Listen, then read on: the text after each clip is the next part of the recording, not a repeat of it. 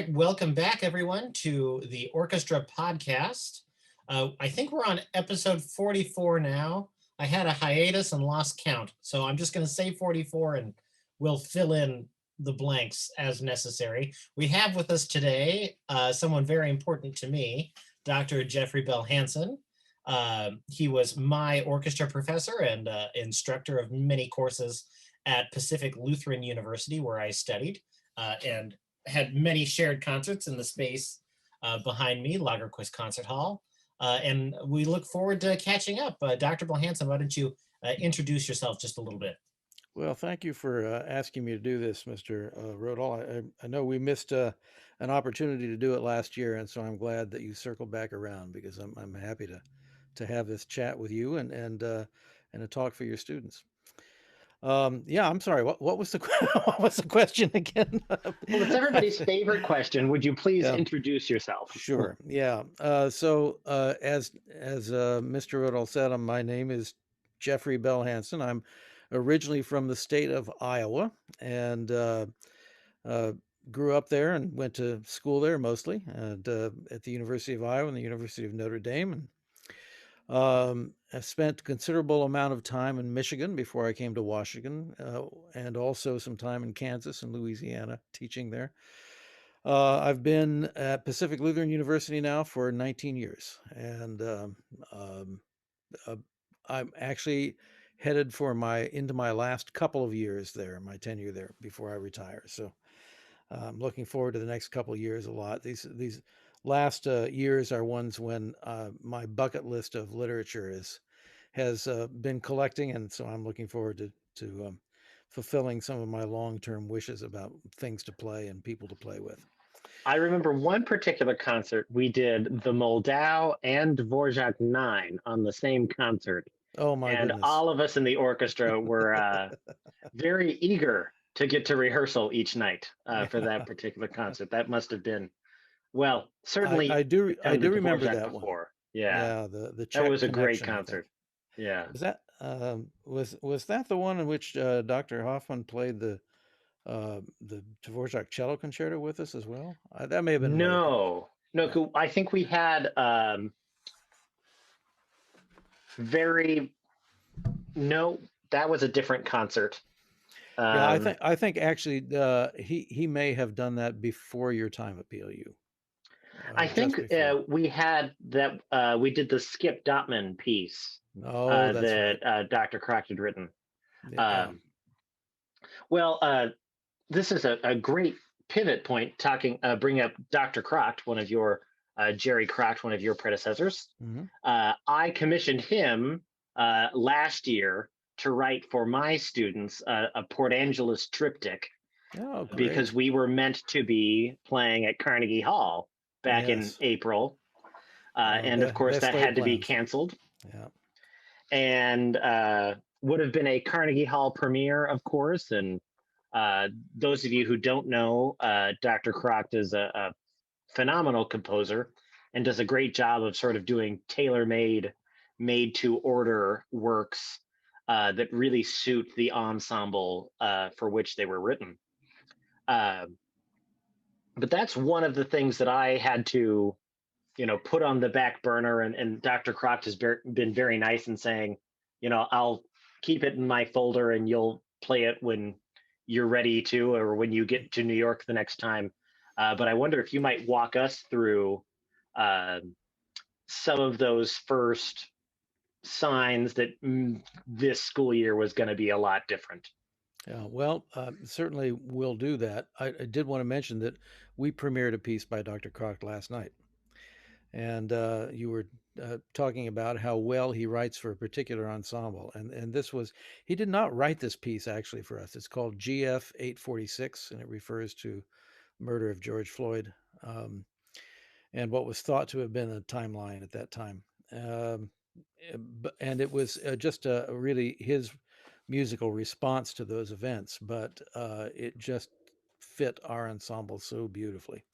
I hope you have a chance to hear the recording of it, and maybe even to look at it for your own orchestra. But um, aside from that, yes, getting to the last year, it has been a strange one. We just, as I said, did a concert last night, and it was the first public performance and public performance that we had done since December 2019, which is a long time for us. We're used to doing uh, 4 main stage concerts a year at least, and 5 or 6 Christmas concerts, The death by Christmas, as yeah, always. right. And of course, we did get the Christmas concerts in December 2019, but that was the last thing we did before we were shut down. So we had been rehearsing for a program we call the Student Showcase at the beginning of the next year, 2020. Right along, we had some challenging literature, including a saxophone concerto. It's a concert when we feature student soloists, and also a new composition by a student. And we got within several days of the performance, and I think it was the Friday before our double dress rehearsal, that I got a call from our department chair, Dr. Galante, and informing me that we were entirely remote for the rest of the school year. Well, I think at that time the timeline was maybe the next month or something like that, but it very quickly turned into the rest of the school year. So like everybody else, I think, certainly everybody was aware that there was this disease about, and that we were all trying to learn to take precautions, washing our hands a lot and avoiding close contact, things like that. But and I think there was some inkling that we could possibly be shut down, but it still came as kind of a shock, and I think especially for our students. And it was a very difficult time. And of course, as for any teacher in any school, all of us at PLU had to very quickly turn around, because we do not only ensembles, but as you mentioned, I teach a number of classes, and those had to be turned into virtual learning experiences very quickly. Um, and PLU up to that time had done some online teaching. We were venturing into that area.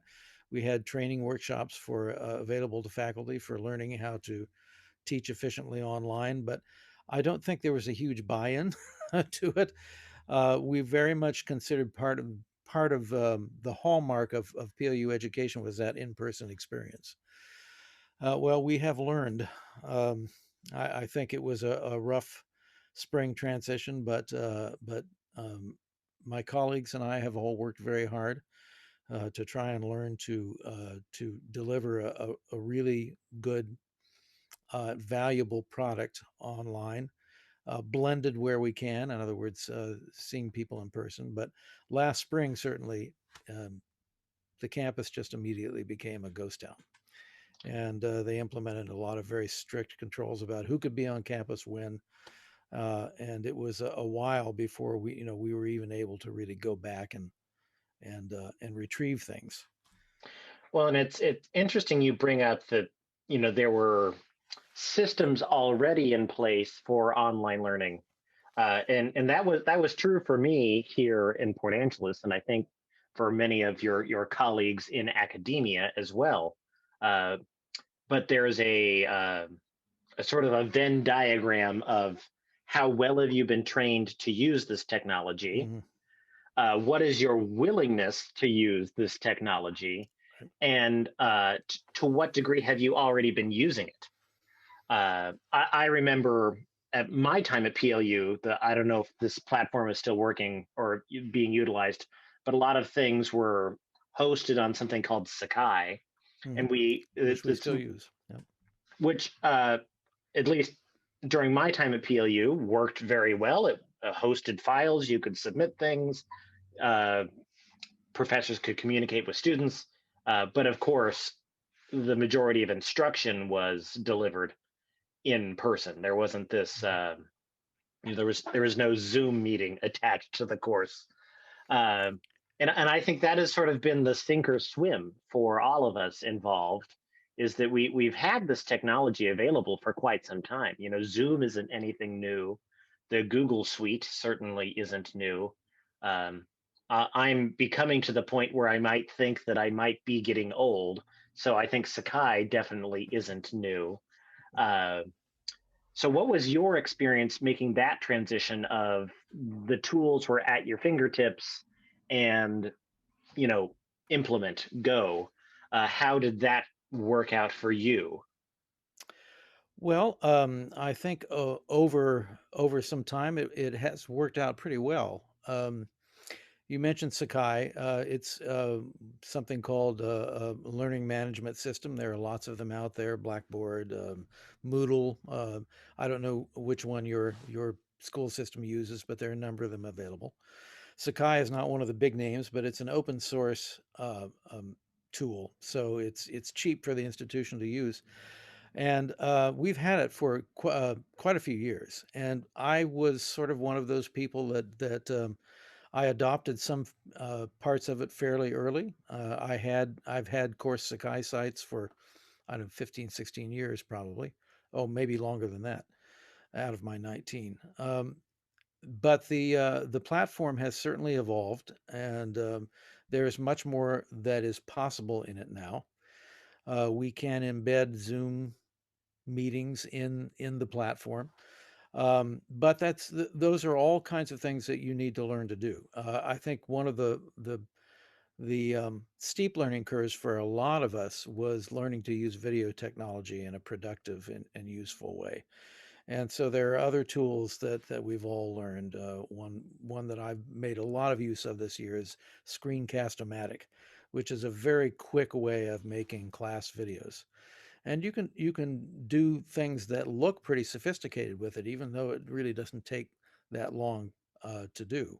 Even though I have spent up to 8 to 12 hours making a video, a 40-minute video for a unit lecture. Well, and But that is everyone's conundrum is the coefficient of what will the benefit be for my students for all of the work that I'm going to first put in to learn how to use this tool, which mhm, is, could be several hours, if not days of work learning how to functionally use this technology. And then how much time does it take to create this content? And then typically the amount of time it takes to consume that content is similar to the amount of time it takes to, eat some of the world's finest delicacies that take days to prepare. It's you're sure. putting in all of this work for something that is consumed like that. Yeah. And what coefficient are you happy with, comfortable with? For me, when we were at this point last year, I was pretty happy with this format. At that time, I was doing more of inviting people to give me a private lesson as if I was the student. Hmm. And I've actually gotten pretty good at bass and cello now, which is a benefit to myself. Uh, and to then share with the students because that was the most reasonable coefficient from my perspective of my students learning how to use a new technology because we had already used the Google Suite prior to the shutdown. Hmm. The students would submit, written assignments, uh, their monthly playing tests, which is basically what we did online anyhow. Was they would have a written assignment each Sure. week and a playing test each week. So from my students' perspective, all that changed was there wasn't the in-person rehearsal every day, Right. which I mean is 99.9% of why we join ensemble groups is to make music with each other. Hmm. But in terms of instruction curriculum, that didn't change at all. And they would watch these videos and respond or apply it in practice, and so that didn't change so much. But my question for you on this topic is, how did you fill that rehearsal void for your students? Well, of course, the answer is different for different kinds of instruction. And I think in terms of my classroom courses, I was able to adapt fairly quickly. And in fact, I would argue that in some ways, my instruction is a lot more coherent, a lot more organized, and probably a lot more productive. Um, for one thing, this whole episode has prompted me to just rethink the content of all my courses. And that has been, I think, a real advantage. So, classroom courses, I'm very happy with how things have gone. Now, that's not talking about the way students respond. Some of them have responded. Most of them have responded very well, and I think it felt it was pretty productive. But there are some students, and this gets to the answer to the ensemble question, who just have really had a hard time dealing with this kind of remote virtual relationship to learning. Even in classroom courses, they want to be in that kind of ensemble atmosphere. Now, as far as the orchestra was concerned, uh, we really just didn't even try to do too much last spring. We had some online meetings, some Zoom sessions. There was just no sense in which we were going to be able to put an orchestra together online. I think the choral program, Dr. Nance, the director of our Choir of the West, did try and do some virtual music making and experienced what many people came to understand very quickly, that it is so time intensive. You were talking about the coefficient of work to Well, product. and the result itself isn't reflective of the musician's work Right. either, It because I had tried to do several of these virtual mhm, performances, and it is possible if you're willing to pay an audio engineer upwards of $3,000, right. and realistically, that's the amount of work that they're doing. I Yeah. mean, it's not like they're opportunizing on your need for someone who knows how to do these things. It really is that much work to put them It, together, yeah. It's very time because consuming. even if the students follow a metronome perfectly, to line up the performance, you really have to go in and digitally edit each performer's performance to line up perfectly. And when you're working with students, amateur young children as I am, and we were trying to put together our end of the year sort of celebratory. They do this all city strings is what they Hmm. call it, where they get Right. all of um, the orchestra students in the whole district together, and we play Ode to Joy. Hmm. And it's a beautiful thing, and as many orchestra students as we have in Port Angeles, it's really quite magnificent. But we were trying to put together 750 recordings of Ode to Joy Yeah. in harmony with each other. And I started with just my chamber orchestra students. So the 16 students that out of the entire school district should assumably be most able to follow a metronome. And I couldn't even get their 16 recordings to line up without heavy duty editing. And so I just decided we weren't going to do that kind of thing. But that didn't mean that we stopped playing. Um, as I, to put a bow on this, as I was asking my friends who, had the capability to produce these um, virtual performances or were available for hire, they were telling me, well, you'll just have to mute the kids that couldn't follow the metronome. Hmm. So in the end result, we were just going to copy, the 10 kids who played it right and add some reverb. Right. Uh, well, what that is such a disrespect to the fifth grader who worked all year to learn Ode to Joy to play at All City Strings. Right. If we were going to do it, I wanted it to be every student being featured, not Right. just on mute or very, very, very quiet. Yeah, it's and it just becomes prohibitive. Uh, I mean, even if you can afford it, the benefit of doing that is just probably not worth the price. except for maybe some very special occasion. And so we didn't even try to do that last year. I think there was some talk among our colleagues in Coda and in the band world about trying to see if composers could come up with a way to write some music that would somehow allow for the time lag over Zoom. And of course, we were all talking about this piece of software, that piece of software, and there are some technological fixes out there to the latency problem. But I think there was also a sense that we all hoped that this was not going to be a long-term thing. This is not going to be the way we were always going to have to function. That maybe we just had to find ways to make a bridge until we could start meeting at least in small groups again. And that's indeed what we did here. We made it to Hmm. the end of the year on some hangouts and talking about literature and just kind of being in each other's presence on Zoom. And then when fall came around, we had a plan. We knew enough, and we knew enough about our facilities, about the air exchange rates, about the sizes, about how many people, could be in a room at a time, how long, how much time had to be allowed in between uh, uh, occupancy occupancies of the room. And so we were able to have a plan that allowed us to go ahead and do some in-person rehearsal. And for the strings, it's fairly easy because, everybody can mask.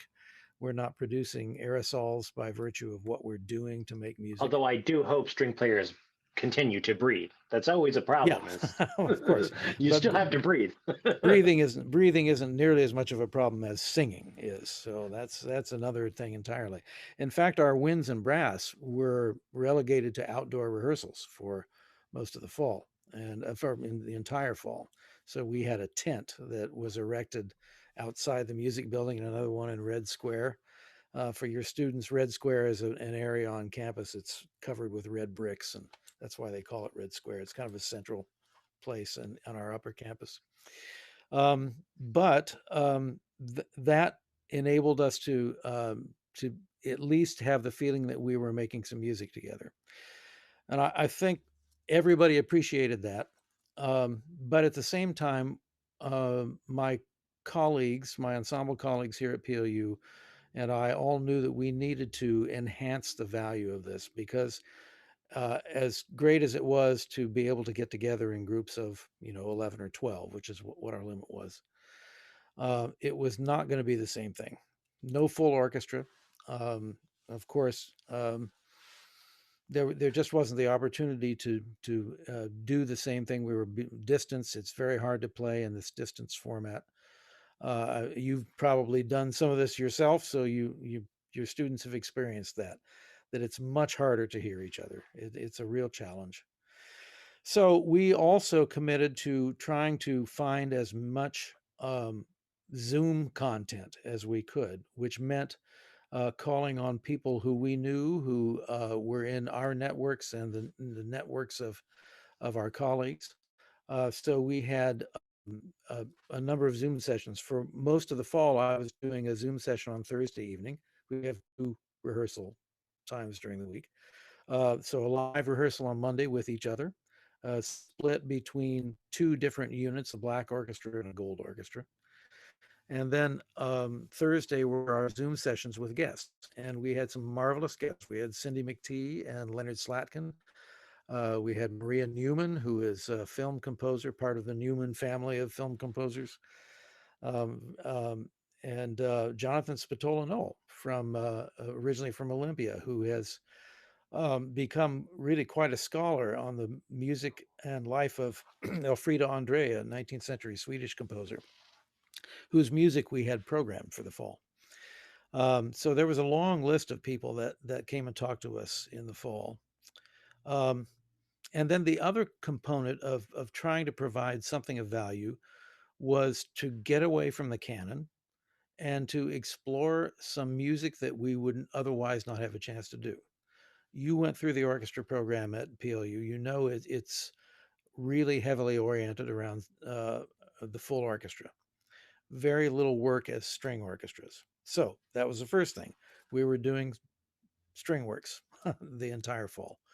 That was a new thing for the PLU orchestra. Um, and then we were looking at composers whose music we had woefully neglected in the past. So these were composers of color, female composers. Um, and um, we've really encountered some wonderful music. George Walker's Lyric for Strings. William Grant Still's music, particularly a piece, lovely little piece called Mother and Child. The students really wanted to do this Shostakovich Eighth, which was a major undertaking for the year. A piece by Cindy McTee. I think I played that Cindy McTee when we Yes, went to France and Germany. yeah, it's one of the few things that we already had in the library that we could do. And then a piece by Joseph Bologna Chevalier de Saint George, who was an 18th century black composer, Spanish, well, French, but I think he spent a lot of time in Spain, and it was known as the Black Mozart. Well, but it's the other way around because he was 15 years earlier. Yeah, yes, and absolutely a marvelous composer. Yeah. And so we actually, the one recording session that we were able to do in the fall before Pierce County shut us down again, which was the unfortunate ending of our fall activities, was some takes of that piece by Joseph Bologna. So that's still Well, in the I love that you've brought this up. If anybody out there has their copy of Teaching Music, the NAFME magazine, myself and my colleagues on the NAFME National Orchestra Council entered an article about this very topic. That the repertoire you choose to put in front of your students sends a powerful message, not just to your students, but also to publishers.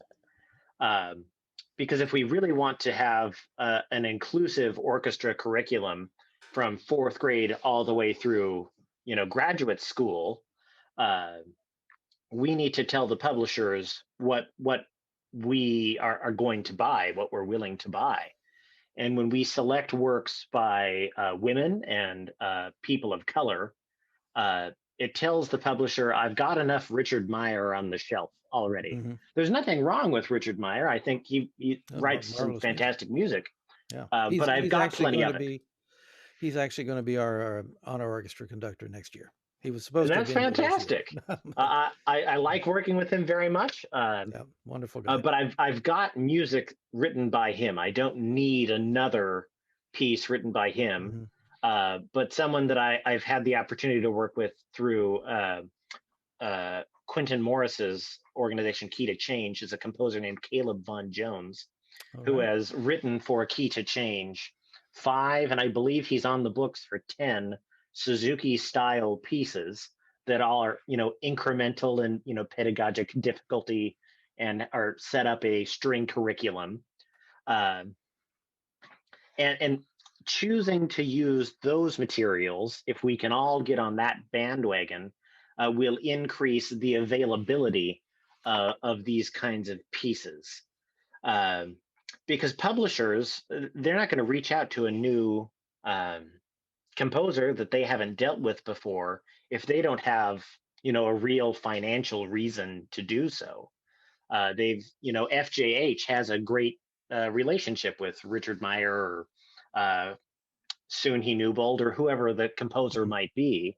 Why would they bring on a new composer altogether if they've got somebody with the talent, but just the talent, the skills to write the piece? So I applaud you for taking on that mission, which has become recently very important to me. One of the dangers is that when we get back to a more normal mode of operation, which we hope will be happening in the fall. We hope we'll be back with full orchestra and on stage in our regular rehearsal schedule in the fall. That we don't continue to do this. That we go back to our old habits of and then what we have engaged in is something that could rightly be called tokenism. And I think a lot about the words of Jessie Montgomery, who's another wonderful composer, a young composer in New York, a violinist and very popular this year. She said her work has had a lot of airtime. And some of my colleagues in some other schools in Washington banded together during this year. They were completely virtual, unlike PLU, and had done some of these same kinds of things, particularly talking with people over Zoom. And she was one of their guests, and they shared an excerpt of her interview, and she talked about this very subject, where the real proof is going to be in how well sustained the interest in this literature is going forward. And so we all have to make a commitment to keep this as part of our view of what orchestral music is. That hopefully this year will not just have been an anomaly, but it's something that will have broadened. Well, this The, is something that I would love to have you speak about.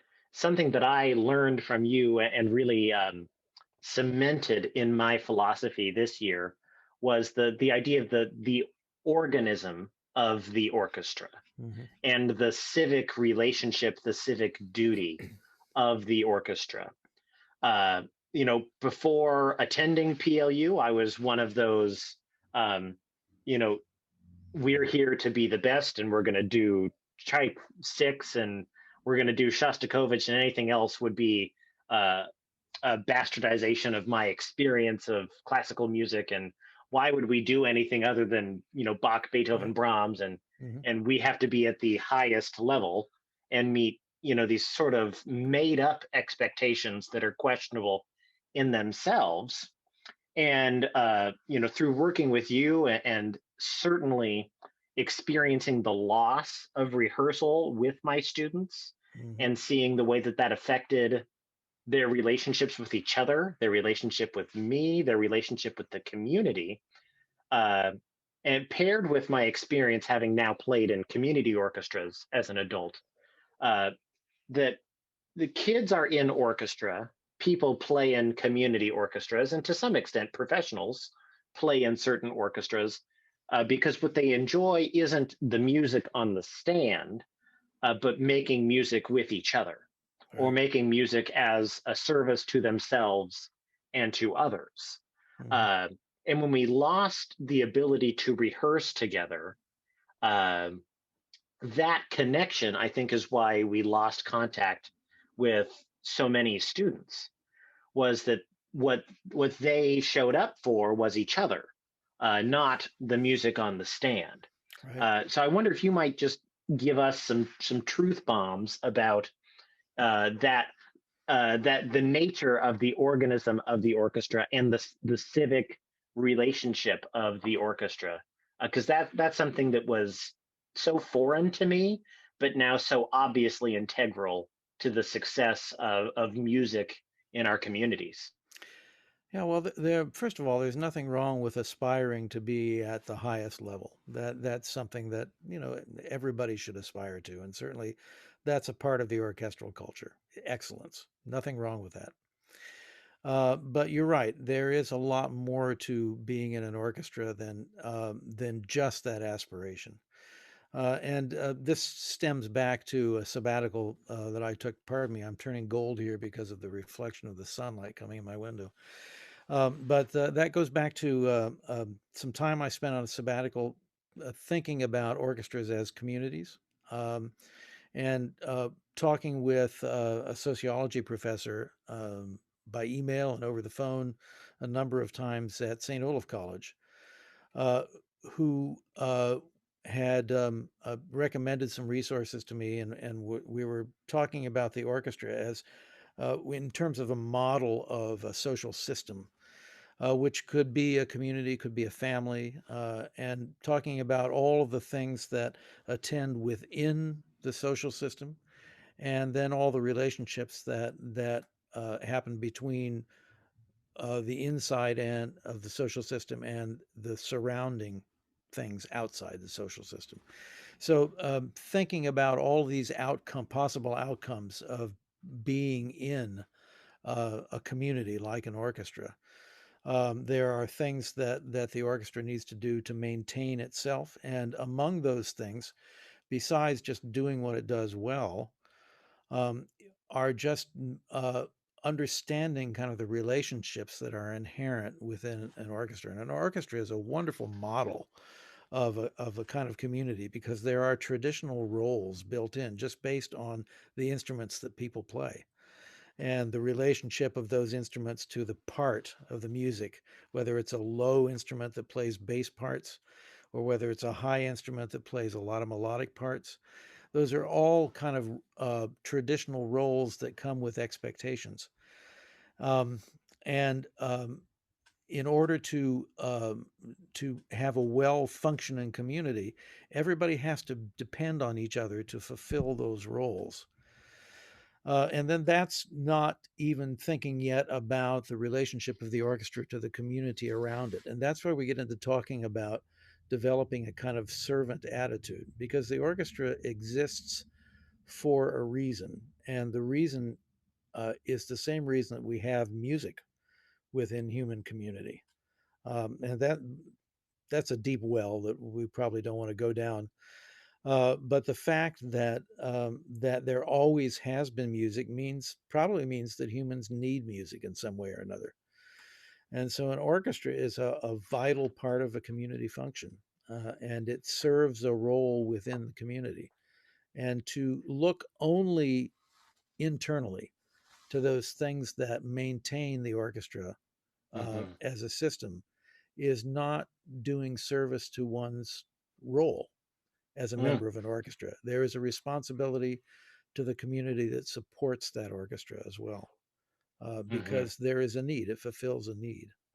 And Well, I and think that's and a difference sorry. between. I just wanted to make the point that there's a transition that students make when they come out of high school and youth symphonies and Mm-hmm. go into a program, a college program, in which at least some of the people are are really training to be musical professionals, whether that's a Mm-hmm. teacher, whether that's an orchestral player, or Mm-hmm. some other kind of musical professional. That's where you really begin to recognize that responsibility toward the outside community. And so we try and talk about that a lot. I'm sure you remember that those discussions, pre-concert discussions. Well, it's even uh, something like the approach to a rehearsal strategy is you could focus on what's wrong all day, uh, Hmm. but you have to ask yourself the question of what can I fix today? Uh, what needs to be fixed first, in what kind of pedagogical order? Hmm. But within the understanding that for the majority of college orchestras, outside of, a real conservatory setting where everybody sort of has that, all the notes are right or go home attitude, which I don't think serves the musician or the audience. I think even the conservatories need to, wrestle with that. Right. Um, but particularly in community orchestras, that the people who are coming to hear the concert, they're not coming to hear the definitive recording of Scheherazade. They're not expecting that from the college. Certainly, they're expecting a fine performance, but they're coming to see their loved one perform in a community orchestra or a college orchestra. Even if it's a donor to the school, they're coming to see the organism that is so important to them, and they want to see them do well. But they would show up conceivably, regardless of what was on the program. They're coming to see the musician, and the musician is performing uh, to be with the rest of their ensemble and to present something to the audience. Hopefully, they have someone who's come to see them specifically. And so when you sit through a rehearsal, a personal experience of mine in a community orchestra, uh, particularly when you're going through like an audition process or something, and you've got a conductor who thinks they're going to make the definitive recording of Schumann's First Symphony, with a small time community orchestra, sure, you could get a good performance, but these people aren't being paid to show up, uh, and the audience is coming to see their loved one perform. So why not instead focus on what can we achieve today? How can we be as good as we can be? Uh, but as much as possible, make it our goal to enjoy the music and enjoy making music with each other. And I think that's something that I failed to see uh, prior to my time at PLU. And that has a little bit of something to do with being a choir as well. But I'll Yeah, let you speak sure. to that point. Well, I think the first thing that I kind of reject, and not rejecting what you're saying, but just the idea that is represented by the term definitive performance. First of all, I don't think there is such a thing. Says who? I've Exactly. Whose I definitive performance? Yeah, I've long ago given up that notion. First of all, right notes do not make a definitive performance. No composer, particularly when we're talking about the common practice period of the 18th and 19th century, no composer was able to write every detail of the music making into the score. In fact, uh, probably a good third of what actually comes out is really entirely up to the performers, Well, not what's that the quote composer. from Mahler when he was working with the New York Phil? And for those of you who aren't aware, Mahler wrote in every possible instruction in every part Yeah, in he was German, very detailed, right? very detailed. And someone with the New York Philharmonic asked him, don't you want us to do this marking that you've written in? He said, oh, no, they're just suggestions. Yeah. Well, So the most prolifically detailed yeah, composer who went back and re-edited his music 1,000 times, even he said these are just suggestions. right. Yeah, and they were linguistic suggestions, so they were inherently vague, and it all depends on how the performers interpret what they see on the page. Um, Pardon me, I need to find the phone. Suddenly less golden in here. So Well, you've got the black jacket and the golden face. You're yeah, really that's right. representing What? the. So yeah, so I think first of all, getting rid of that notion of definitive performance is probably a good thing. I like the word unique performance better, and I think any orchestra can achieve a unique performance. But certainly, there is a need to achieve and to find the right balance between correctness and expression. Um, if the notes and the tuning and the rhythms are not, at a certain level, are not at least maybe 80, 85, 90% correct, it really does mar the composer's um, intent, and it doesn't allow that to come through. And it also makes it impossible for the ensemble to feel confident enough to really do something expressive with the music. And that's the real point. I'm thinking about Mm, this Shostakovich that we were playing last night, and being at a point in at some rehearsal some time ago, thinking, okay, we are not quite yet at that point where everybody feels comfortable enough that they can really articulate this phrase the way it needs to be articulated. They can't take the risk of doing something expressive because they're not confident enough with the counting or the intonation or whatever it happens to be. mhm, There just needs to be a certain level of confidence that you feel like you are comfortable with what you're doing in order to be able to do that expressive act with the mhm, music. So finding that balance is an important thing, and part of that is the programming.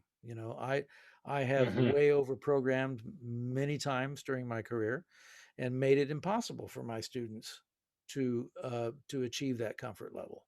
Mm. I'm getting better at it, I hope, over the years, and maybe by the time I retire in a couple of years, I'll have it figured out. But but it's really important for the ensemble to reach that comfort level, and so rehearsing is a matter of trying to find that balance between Well, getting to and that it's point. the relationship between right notes and expression, because I think when I compare experiences in, let's say, the Rainier Symphony, a community orchestra I started playing with my junior year, I think, at Mhm. PLU, to the Tacoma U Symphony and this would have been in the 2007 2008 time period. I think there were a couple of performances where that group played more right notes. But I think my first rehearsal with Rainier Symphony, and we were we were doing Mahler 5, my first ever like rehearsal with an adult orchestra, and it was Mahler 5. The conductor Mhm. didn't tell me what we were working on and just kind of pulled me into it. Uh, David Waltman, All right. with whom you are familiar, I remember David, and yes. what I noticed most, and I enjoyed it better than playing the right notes. And I mean, they played, 98% right notes. They did Mhm. a fine job. Um, was how much how much more quickly and how more sharply they could turn on a dime with the dynamics. And Mhm. something like Mahler, where every dynamic is subito or espressivo and extreme, I had never experienced that before. And I enjoyed that kind of music making so much more than play the right notes or feel great shame. Right. And certainly my experience in PLU with the orchestras and taking lessons with Dr. Ronning, uh, absolutely play the right notes, and we will notice you if you are not playing the right notes. But valuing more so the expressive quality of music Mhm. making and the experience of the rehearsal process, Mhm. more so than uh, expecting everyone to show up having learned everything all on their own, Yeah. because that's not realistic anyway. Well, i- yeah, particularly in an orchestra where people are coming from all walks of life, or in a college orchestra where people are majoring in lots of different things. Some are students, some aren't even studying privately. So yeah, there are lots of levels of experience, and some people just don't know how to practice as well. So you're going to get different levels of preparation. There's just no question about that. Um, I think um, there is something to be said about learning to understand the music. And probably one of the big differences between the Rainier Symphony and the youth orchestra was simply a matter of the fact that you had lots of adults in the Rainier Symphony, people who had a little more life experience, and maybe understood some of what Mahler had embedded in that music better than a high school student Uh-huh. could understand it. No fault of the high school student, no matter how Hmm. talented or gifted they might be. There's just a certain degree of living that one needs before one completely understands everything that a Mahler at that stage in his career would be putting in that Mm-hmm. music.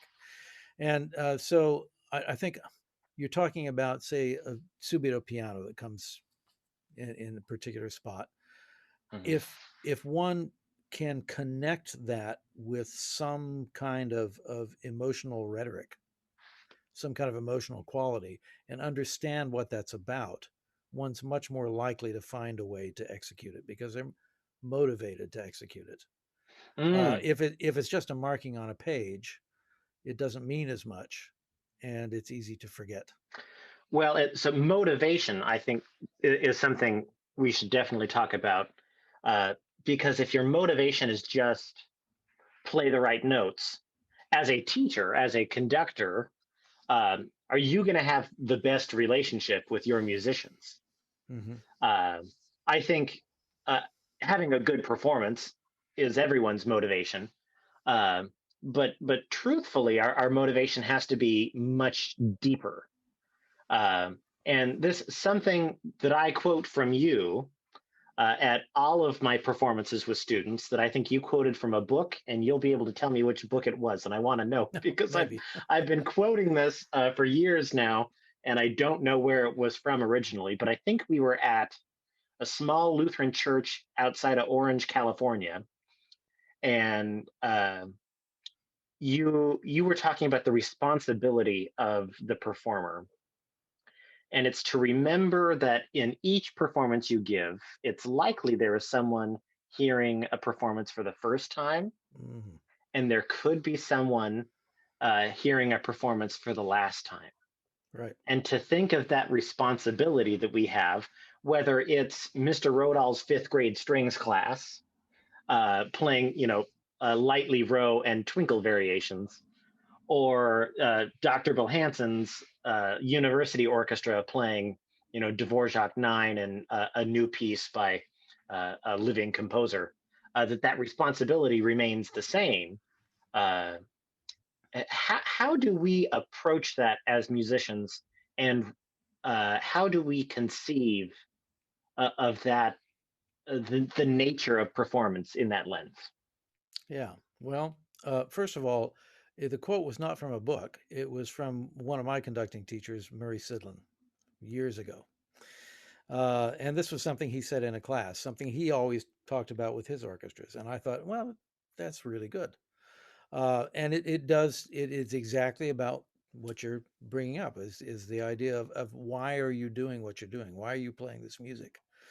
If it's just to show everybody that you can play the right notes and that you're really good, well, that's a valuable thing. Nothing wrong with virtuosity and being proud of your abilities, but it's not a very deep motivation. I think, and it's a very self-centered motivation. So as students mature, fifth grade class is one thing, but by the time they start getting into high school, hopefully they're beginning to look outward. This is what we are talking about with the orchestra. Are you doing things just for that internal benefit, or are you looking out to the people for whom you're playing? And is your motivation beginning to be a servant's motivation, trying to do something for somebody else, trying to give something to somebody else? And so I think in the rehearsal process, it's for a student orchestra, it's incumbent upon the teacher to be thinking about always about ways to remind the students, at least after a certain level, that that we really do owe something to the audience, and that's the reason we're trying to get this right. That's the reason we're trying to get this passage to sound a certain way. We want to give them a little thrill here. We want to give them a chance to maybe feel a little pang here. If this piece is cathartic, we want to facilitate that catharsis for them. What is it? What is it for? We were talking about Jerry Krock's new piece about George Floyd, and the reason for that piece was catharsis. Mhm. It's trying, it's part engaging in part of that healing process, and the only reason to put that into an orchestra's hands is to share that with a community. So you don't have to go to that serious an example to find that motivation. It can be simply about just delight. Um, Mhm. something like a little waltz. I'm thinking of Benjamin Britten and Soirées Musicales and that delightful Tyrolean movement, the third I had movement. completely forgotten about that piece. Thank you Yeah, so much for reminding me of that. I so enjoyed playing that. yeah, it's a fun little piece of music. But if you're not thinking about making it fun for the audience, then Mm. you're Hmm. only doing half the job. And that's going to be the motivation for making the quality performance. Yeah, well, precisely, and that brought to mind. Uh, yeah, and for those of you who are joining us maybe for the first time, I had started taking lessons with Dr. Sven Ronning, who is the professor of violin at PLU. when I was in 8th grade. So we had a long-term relationship as student and teacher. Uh, and something that he taught to me early on is that you need to love to practice. And even if it's the most boring thing, that if it's just playing long tones on the G string, Mm-hmm. you must be completely enamored and in love with that. And at another, as we progress that theorem, uh, whatever piece of music you're working on in orchestra or just by yourself, um, whether or not it is your favorite piece of music, it must be the favorite piece of music that you're working on, Mm-hmm. because that is your motivation to serve the audience and serve the composer. Right. It doesn't do you or the audience any good to, oh, I hate Schumann, I don't want to play this piece. And I have been there. That has been me. Uh, I am not a huge fan of Schumann's symphonic works. I think his chamber music is much, much better. I think his symphonies would do better being piano four hands, but that's my personal belief. But that doesn't help the audience if I let them know that. I Right. have a service to them, whether or not I have any desire to serve Schumann, uh, to prepare something moving. And perhaps I myself will discover something that I have not allowed myself to see because of my bias and my hubris as someone who thinks they know classical music. You were just talking about two very important levels of thinking about music, uh, music making and its relationship to the listener. One is this idea that we are as musicians actors. Just the same as an actor has to inhabit a role, has to take this character that may be very different than she herself actually is, but find some emotional connection to that character's motivation so that she can make that character come alive for the audience. And we need to do the same thing with the Schumann Symphony, even though it may not be our favorite piece of music. What is it that Schumann is trying to get across here? Is it a sense of joy? Is it a somberness at this moment? And try and project that, and for the sake of the listener. The other one was kind of a much purer sort of thing. You were talking about just doing long tones on the G string. Of course, if it's a G string, you have a little bit less chance of affecting the tone quality. But if say you're not playing an open string, or let's say, and maybe you weren't talking about an open low G, but just playing those long tones and making them so beautiful, not only for yourself because you love the sound, but really trying to project the beauty of the sound so that other people can hear it as beautiful as And the well. love of the sound. Uh, Right. I'll quote one of your former colleagues, Dave Robbins, Mm-hmm. who taught me how to love. Uh, I won't even call it minimalist music, but obscurist music. Mm-hmm. Sort of. I forget the correct term, but things that people would listen to or look at and say, "Oh, that's not music." He Right. describes uh, walking from Eastfold Chapel, what was once Eastfold Chapel, to the library at PLU during a very windy day. And George Crumb was going to visit PLU or something like that, and Mm-hmm. he was not totally hip with the jive on his kind of music or way of making music. And he convinced himself, from the moment I leave this door until I get to the library, it will be a piece of music. I will treat it as music. Uh, Indeterminacy. Yeah, right. if we just accept that music is sound in time with a beginning and an end, Mm-hmm. then anything can be a piece of music. And he describes, the rustling sounds, people walking by as, footsteps as a sort of ostinato. And then he said, and God gave me the most beautiful double bar line when a tree branch fell right in front of me just as I arrived at the library.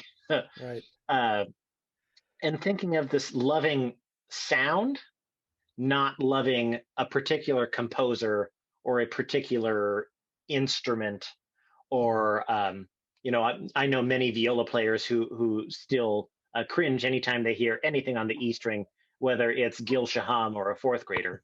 That there I'm is just jealous. something that sound, organized sound, does for us.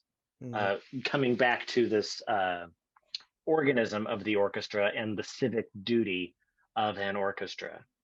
I suspect we're reaching the denouement of our conversation. Otherwise, we'll go 2 hours into obscurity. Perhaps talk to us a bit about what do we hope for the next school year, when we can have winds, brass, strings, and percussion all back together. How do we differently approach that first rehearsal, or I suspect the rehearsing processional of joy, beginning of the school year, differently than we would have in years past? Well, actually, you're joking a little bit about processional of joy. First of all, the orchestra does not do the opening convocation anymore, thank heaven. So, so ever since I love processional joy. I'm team processional joy. I'm the only one, but I loved it. We'll do it at commencement, but we are doing a piece that Dr. Croc wrote for us some time ago, and it's just kept getting deferred for one reason or another. It's called Introduction and Fantasia, or something like that, on a locally familiar tune, and it's on the theme from Processional of Joy. So we've got to do it before I retire. This has kind of been in the back of my mind the whole time we've been talking about one of the things that has been different about this year, and partly because it's been small groups and it's just been strings. So it's a different kind of orchestra that I've been working with, but it has been much more like chamber music and much more collaborative and much more democratic. I have included the orchestra in on almost every decision we've done. Part of this is using the technological tools to communicate much more effectively, and we can be more democratic because it's possible to get people to think about things in a more timely manner. But I think that is going to be one of my efforts going forward, is even with the full orchestra, and we do hope it's going to be full orchestra, regular 2.5-hour rehearsals on Monday and Thursday evenings. But my intention is that I'm going to try and keep more of that sense of collaboration. Now, the larger the ensemble, the harder it gets to do. And one thing you can't do when you've got a big ensemble sitting in front of you and you're responsible for managing everybody's time well, which we sometimes do well, sometimes we don't do so well.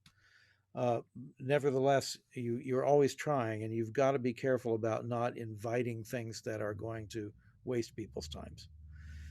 But finding ways to create structures for the group to decide things and for the group to discuss things. I think even in my classroom teaching, there has been just so much more robust discussion this year. It's been less about material, less about facts, dates, and much more about ideas. And I think everything we've been talking about this afternoon is going to be something that I become even more focused on, is making sure that we all buy into some kind of coherent vision of what this piece is supposed to be. Why is this way? Not just read what's on the page, but let's understand why it has to sound a certain way for the sake of the audience. And sometimes that's going to mean me being open to changing my opinions, which is something that's been hard for me to do sometimes.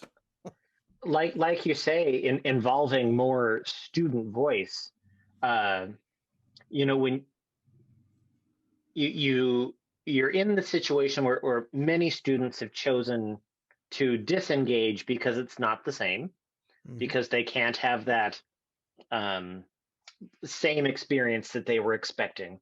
The students that you are left with, or the students who, not left with, that's the wrong way of looking at it. The students who are still there, who persist, who remain, who persist. Right. Persist is a much better choice of verbiage. Thank you. I want to understand better, what is it that keeps them persisting, and to take their opinion and take their poll the group of what do you want to do, because fundamentally, as a public school teacher, I am their servant. The local taxpayers, fund my music hobby, and the benefit of that is that hopefully a couple of kids get to learn how to play music. But it doesn't matter to me, really, in the end, whether we do the Vaughan Williams Rosamidra or the Brian Balmage's Forever Joyful. It makes no difference to me as their teacher, but it could make a huge difference to the students who choose to persist in orchestra, or coming up with student events to keep kids engaged. Do we want orchestra t-shirts? Do we like the old logo? Do we like the new logo? Because I'll be around longer than 4 years. Right. And this is, this student's only opportunity to be a junior in orchestra. And if it's a student in my chamber orchestra, it might be their only year to be in the chamber orchestra. And valuing that they should have a say in what that experience looks like for them. Certainly, I'm still laying the cards out on the table, right. Of A, B, C, D, and of course other, and please write in if other. And as a teacher, that's your responsibility to sort of guide the conversation, facilitate the conversation. But I hope people keep that in mind moving forward, that the orchestra is, and this is something I've told my students many times, as replacing someone like Ron Jones and Dr. James Ray, the orchestra, that is the Port Angeles High School Orchestra, is not the person directing it. It's the big blue beast on stage with, for those of you who don't know, we perform with blue dresses and blue bow ties and cummerbunds. One of your professional colleagues, Ryan Dudenbostel, refers to it as the big blue beast, which I think is hilarious. But that will persist after I'm long gone. So the orchestra is this ephemeral thing that is made up of interchangeable components. But what it does is bring people together to play music. And this is with any orchestra. And I hope directors don't get too high on the concept of they're the ones holding the baton, right. And prevent not the music from being made, but prevent the music from being experienced. Yeah, that's a very good point. My teacher and Dr. Croc's teacher, we studied with the same person at the University of Iowa, used to make a habit out of never saying my orchestra. It was always the orchestra, because he didn't want anybody to get the idea that this was in any way his possession or his creature. It was something of which he was a part. And I think that's a very good way to think about it. Just as the orchestra and everybody in it should always remember that they are a part of something bigger than themselves. Well, and that's where the sense of duty has to stem from. Not that you serve any particular conductor or teacher or composer, but that we serve the orchestra, that we serve each other. That I show up with my notes learned in service to the ensemble, not because Mr. Rodal is going to give me a B- on my playing test. I might. I mean, if I made the rubric, but I didn't make your performance. Um, or your stand partner, or your grandfather who has come from far away to hear the performance. Right. That's the sense of duty, not that we owe it to the composer to play all the notes right. I think that's an incorrect motivation that I am only recently coming to accept.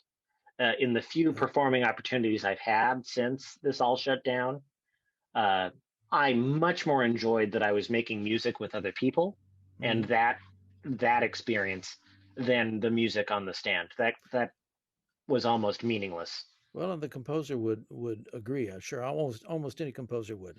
If you play every single note in the right rhythm at the right pitch at something like the dynamic marked in the score, and that's all you do, composer's going to be very disappointed. That's not why that composer wrote that music. Well, and the So, Garriton sounds on Finale and Sibelius are getting good enough. If they wanted to play perfectly, they would have just sure, downloaded the WAV file. right. No need to involve those pesky violinists. Oh, yes. We love to rush and play out of tune. As do we all. Well, anyhow, there is a question that I ask all of my guests, and I am so excited to hear your answer. And it's, if you can look back on your life, whether it's something personal or as a musician, makes it whatever comes to mind, where you were experiencing struggle of some kind. If you could go back in time and give yourself advice to have prevented the struggle or have weathered the storm better, what would the advice be? Um, that's a very good question. And I think the advice would be just calm down, embrace the struggle, because the struggle is going to make you better. It's not avoiding struggle that is going to get you anywhere. It's going through it and learning something from it.